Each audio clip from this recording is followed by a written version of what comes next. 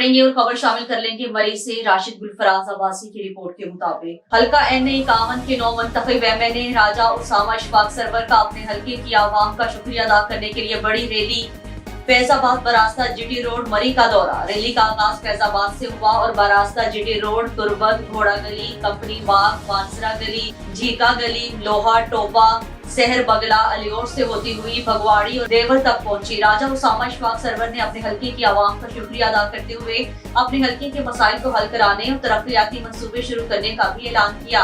अवामुन्नास ने भी राजा उसामा इशफाक सरवर का जगह जगह इस्तकबाल भी किया और कामयाबी पर मुबारकबाद की थी।